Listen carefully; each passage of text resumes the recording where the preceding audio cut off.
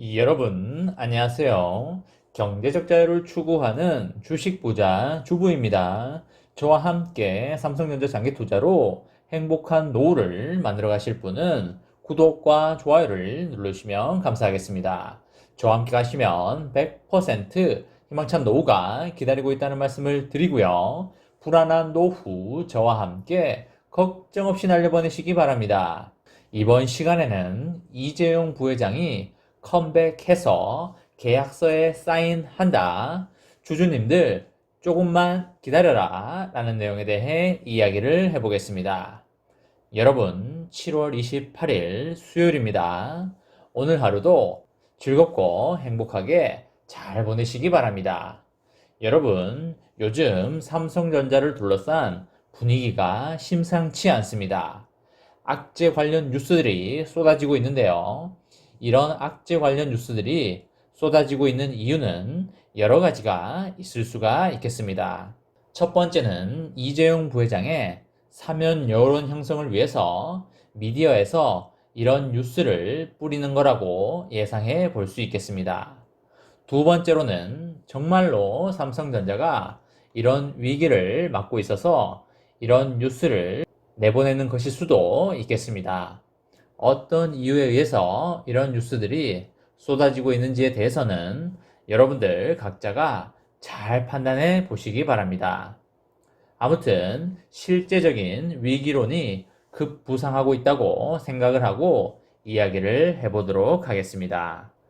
여러분, 삼성전자 파운드리가 상당한 잠재적 위기에 놓여 있는 걸로 보입니다. 전 세계 파운드리 시장을 둘러싼 패권 경쟁이 심화되는 상황에서 TSMC와 인텔 등의 경쟁사에 비해서 삼성전자는 이렇다 할 투자 움직임을 보이지 않고 있습니다. 대만의 TSMC가 쭉쭉 앞으로 치고 나가고 있고요. 최근에는 인텔이 파운드리 시장에서 삼성전자를 잡겠다며 큰 위협을 가하고 있는 상황입니다. 뭘 믿고 그렇게 인텔이 삼성전자를 잡아먹겠다는 건지 모르겠지만 믿는 구석이 있어 보이긴 하는 듯 합니다. TSMC는 미국을 비롯하여 일본과 유럽까지 반도체 공장 건설을 검토하면서 외연을 확장하고 있습니다. 미국 정부를 등에 업은 인텔의 공격도 만만치 않을 걸로 예상이 됩니다. 삼성전자가 그것에 대해서 반격에 나설지 관심이 매우 집중되고 있습니다. 삼성전자는 파운드리 시장에서 17% 점유율로 2위를 차지하고 있는데요. 55% 점유율로 세계 1위인 TSMC와 큰 차이를 보이긴 하지만 5나노미터 이하 초미세 공정에서는 TSMC와 6대4 정도로 TSMC가 소폭 앞서고 있습니다. 초미세 공정에서는 삼성전자가 TSMC에게 크게 밀리지는 않고 있는 상황입니다. 솔직히 삼성전자에서 GAA 공정이 나온다면 잘하면 삼성전자가 TSMC를 따라잡을 수도 있습니다. 전체 점유율로 따지면 비교할 수 없지만 최첨단 기술력에서는 삼성전자가 비슷한 수준까지 따라잡았다고도 볼 수가 있겠습니다. 하지만 올해 들어서 삼성전자가 예고한 증설 투자 이외에는 별다른 움직임이 없습니다. 삼성전자는 지난 5월에 한미 정상회담에 맞춰서 20조 원 규모의 신규 파운드리 투자 계획을 내놓긴 했지만은 이후에 2달이 지나도록 부지 협상도 마무리를 짓지 못했습니다. 설상가상으로 이재용 부회장의 수감으로 올해 초에 3년 내에 유의미한 M&A를 추진하겠다는 계획도 제대로 된 진전을 보이지 못하고 있는 상황입니다. 참 큰일이 아닐 수 없겠습니다. 이 와중에 경쟁사들은 천문학적인 금액으로 공격 투자를 이어나가고 있는데요. 지난 4월에 TSMC는 향후 3년간 114조 원을 투자하여 미국 공장 6곳을 건설하는 등의 대대적인 설비 확충에 나서겠다는 계획을 밝혔습니다. TSMC는 최근에 미국뿐만 아니라 일본과 유럽에도 신규 공장 건설을 검토하면서 외연을 확장하고 있습니다. 지난해 말에는 미국 애리조나주에서 41조 원 규모의 2나노급 신공장 건설에도 착수를 하였습니다. TSMC는 이미 3나노 공정 양산 준비도 진행 중인 것으로 알려져 있습니다. TSMC는 애플과 인텔과 함께 3나노 제품 테스트를 시작했고요. 내년 하반기 양산에 돌입하는 것이 유력시 되고 있습니다.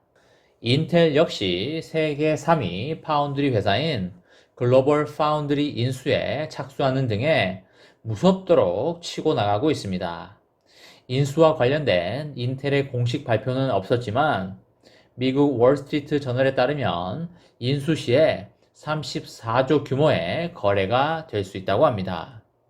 인텔은 앞서서 파운드리 사업에 재진출하겠다고 선언을 하였고요. 22조를 투자하여 미국 애리조나주에 2개의 파운드리 공장을 짓기로 하였습니다.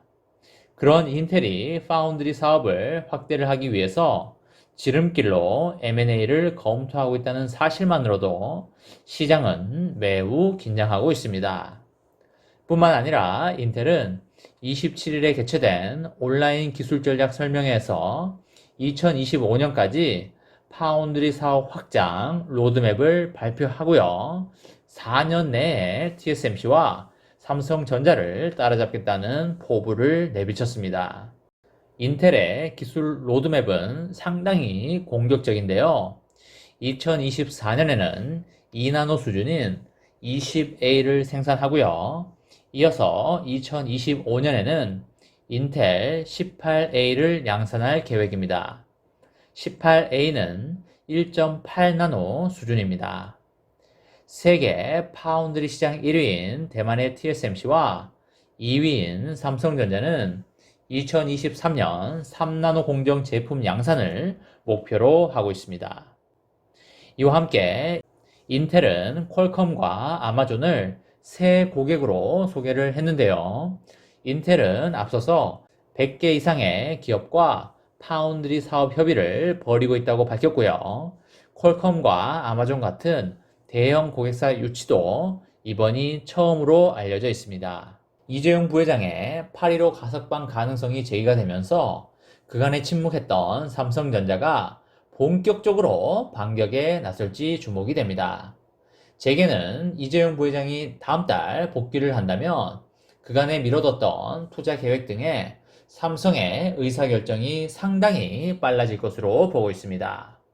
가장 먼저 20조 원 규모의 미국 제2 파운드리 공장 건설 투자 계획이 발표될 가능성이 매우 크고요.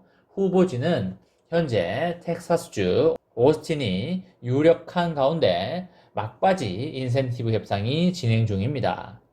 이게 확정되면 삼성전자가 다시 한번 달리지 않을까 생각을 합니다. 삼성전자는 오스틴과 협상 결렬에 대비해서 텍사스주 테일러와 뉴욕과 애리조나주도 후보군으로 놓고 있습니다. 삼성 입장에서는 수익이 보장되는 메모리 반도체와 달리 수익이 떨어지는 시스템 반도체와 파운드리는 대규모 투자에 책임과 리스크가 따르는 것이어서 총수의 결단 없이는 추진이 매우 어려운 부분이 있습니다. 결국 이재용 부회장이 최종 사인을 하게 될 것입니다. 파운드리 또는 시스템 반도체 부문을 강화하기 위해서 인수 합병을 본격화할 것입니다. 연초에 삼성전자가 독일의 차량용 반도체 생산 기업인 NXP를 인수할 것이라는 소문이 돌았고요. 최근에는 삼성 측의 부인에도 불구하고 파운드리 부문 분사설까지 나돌고 있습니다. TSMC를 따라잡아야 하는 삼성전자 입장에서 글로벌 파운드리 인수는 인텔보다 오히려 삼성전자에게 더 필요한 카드일지도 모르겠습니다. 이재용 부회장이 복귀한다면 2019년에 발표한 비전 2030 수준의 중장기 전략이 발표될 가능성이 매우 높아 보입니다.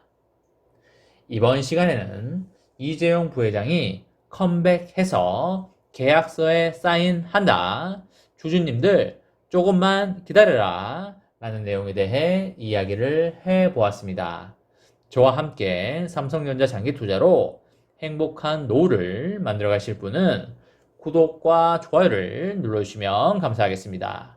저와 함께 가시면 100% 희망찬 노후가 기다리고 있다는 말씀을 드리고요. 불안한 노후 저와 함께 걱정 없이 날려보내시기 바랍니다. 마지막으로 3전 대박 기원 구호외치고 마치도록 하겠습니다. 어차피 3전은 우상향이다. 사무 가자 가자 가자 화이팅! 이번 영상은 여기까지 하겠습니다. 시청해주셔서 감사합니다.